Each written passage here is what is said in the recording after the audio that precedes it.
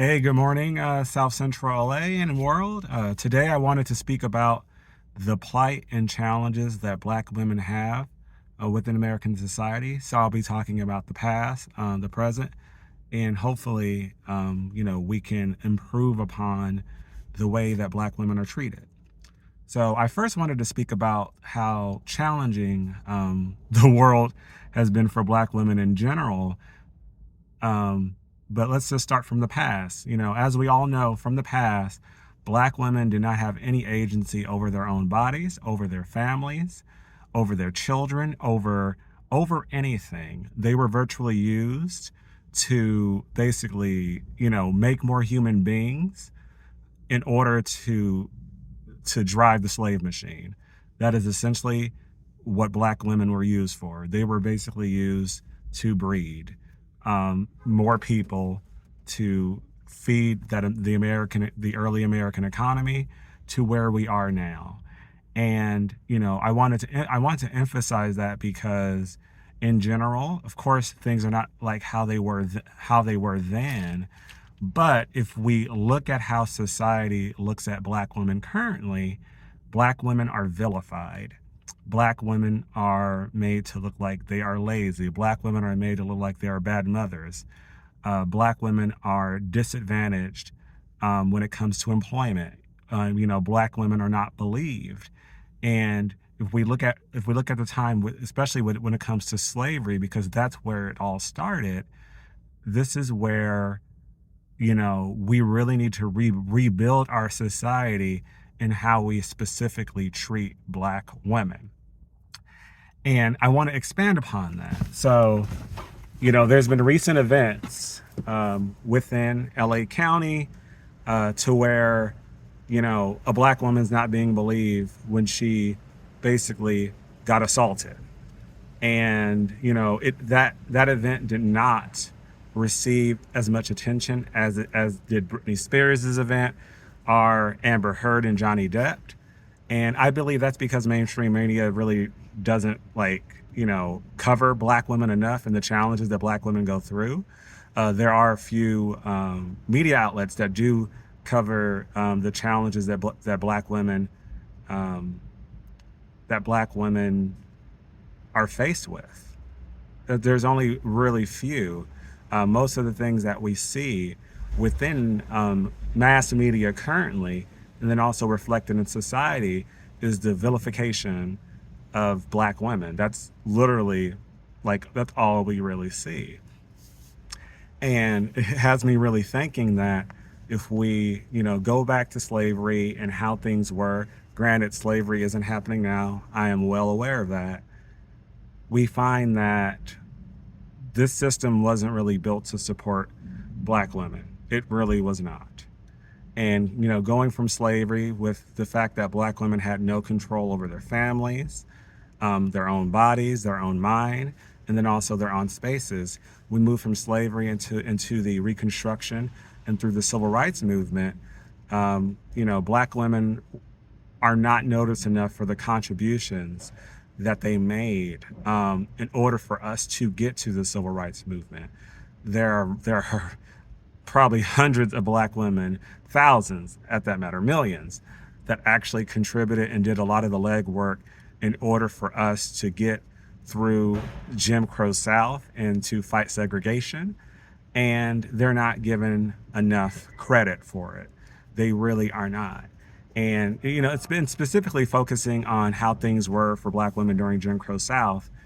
They basically, were seen as less than. They only had domestic jobs. It was really hard for Black women specifically to move out of a, domestic work. It's been really, it was really challenging for Black women to do that. And it wasn't because of lack of trying. It was because of the systematic barriers that Black women were faced with, and are still faced with now. Of course, the landscape has changed.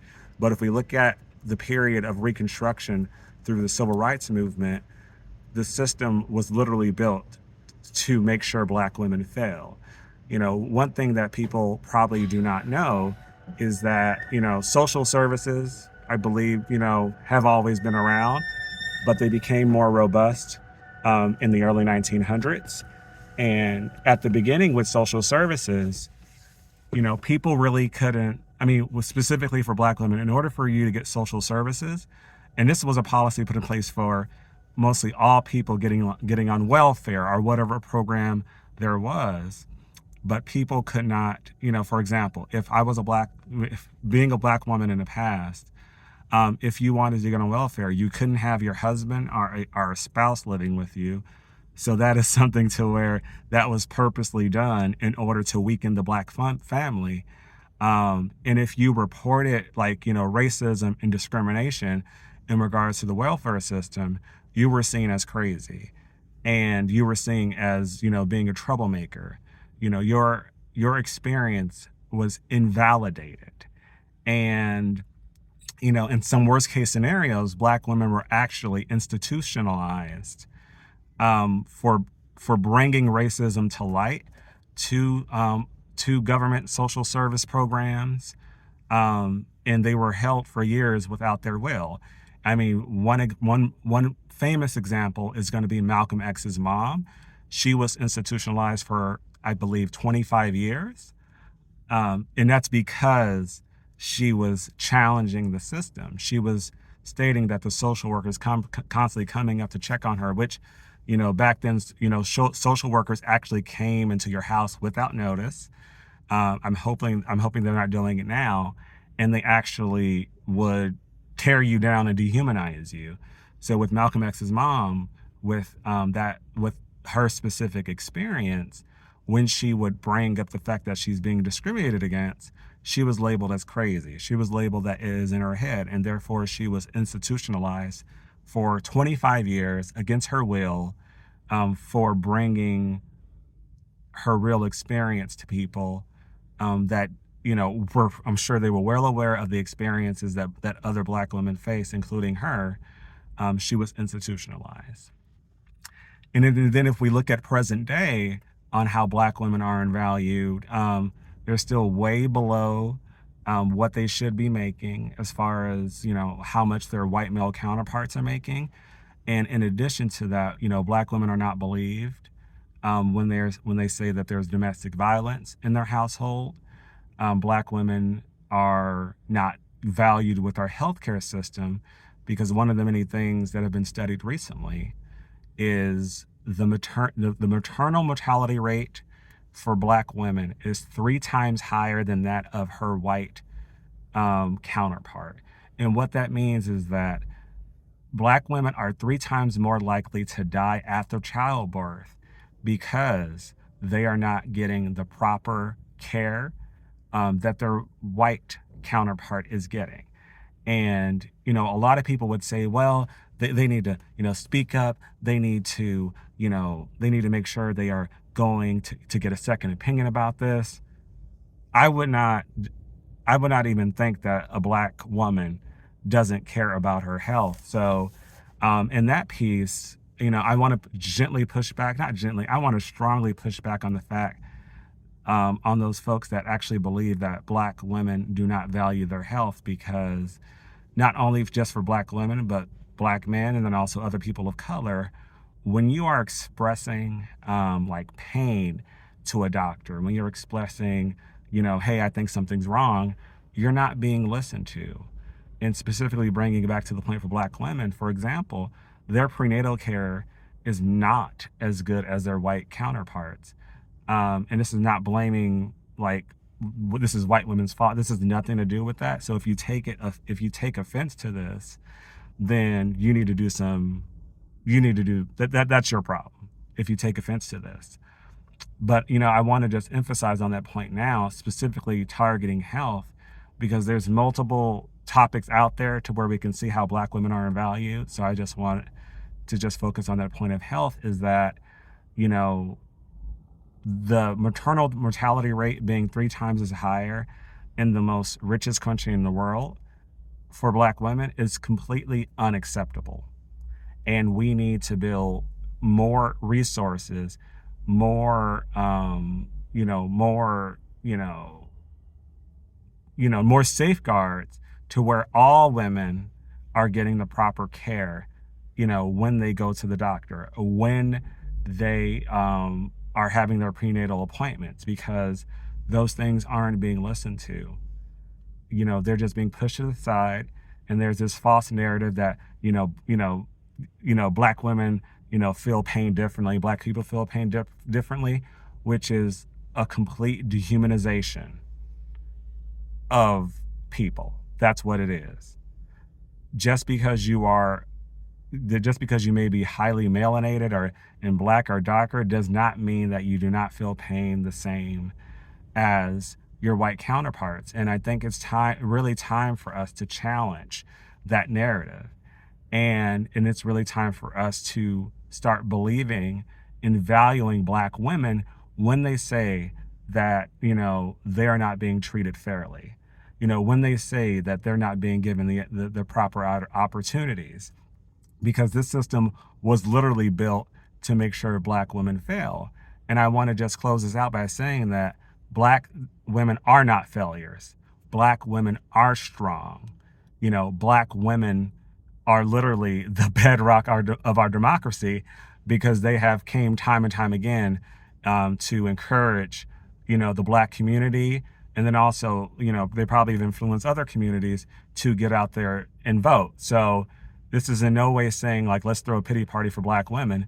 No, this is saying that no matter how strong the black women may be for themselves and their families, and then also greater society, they still need to make sure, and we still need to make sure that they are being valued and that they are being believed.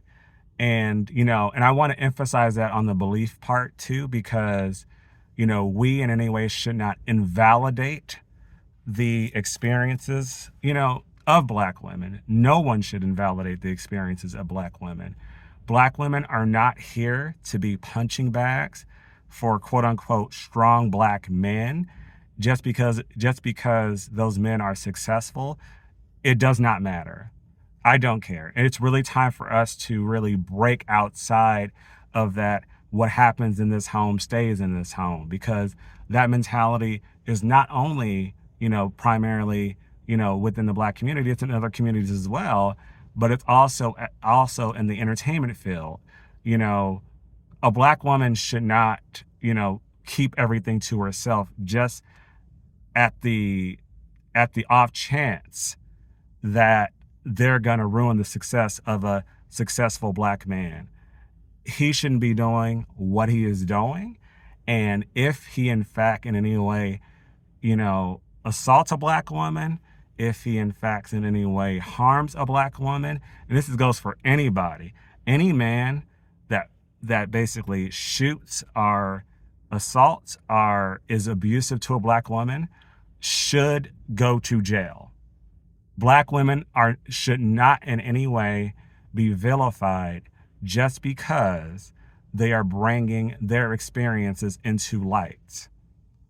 So it's really time for us to really look inward. And this is not an attack on black people. I want to emphasize that. And I don't want people adding me and telling me that, I'm an Uncle Tom and this and that, because I'm way fucking far from it.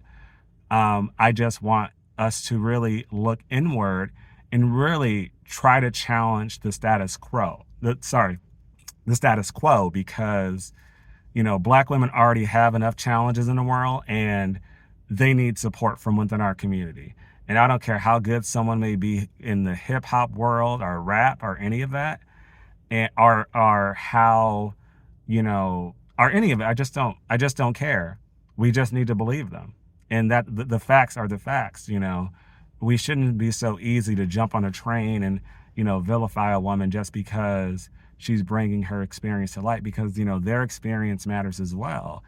And, and the reason that I went all the way back from slavery through, the Reconstruction, through civil rights movement, and then all the other challenges as well that I don't need to tell us about.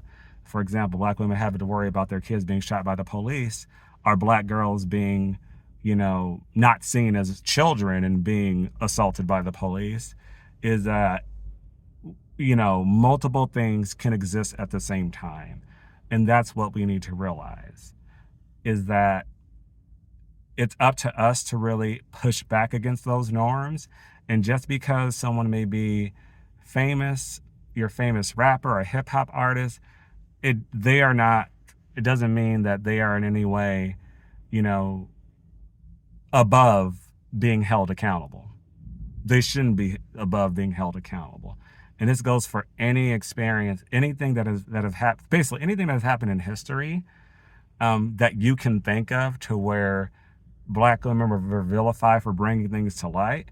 It's really time for us to, change the narrative, really, challenge that status quo, because black women already have governments, industries, jobs, society, really, invalidating their experiences.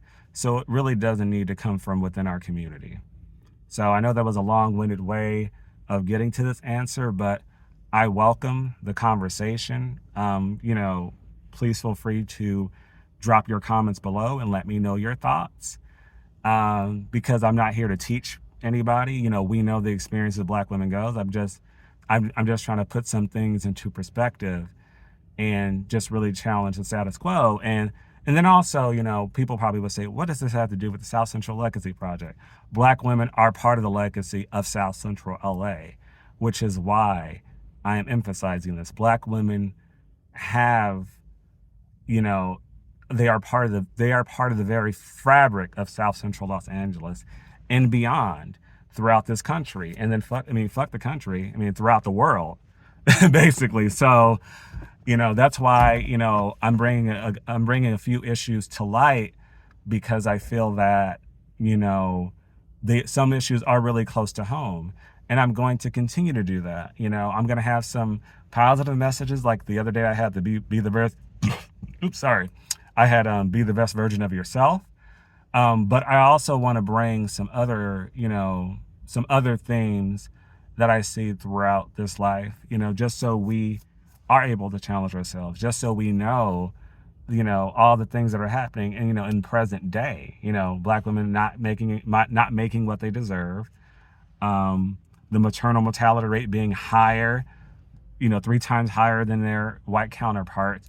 And then amongst the other issues as well. Once again, I'm not here to teach anybody anything that they don't already know. I'm just bringing some things to our attention. So please feel free to drop your comments below. Let me know your thoughts. This is an open forum. And then it's specifically, for black women, please feel free to share whatever story you feel comfortable sharing, because your experiences are valid. And, we're not just going to just sit here and just, let those things continue to happen. We really need to push against the status quo.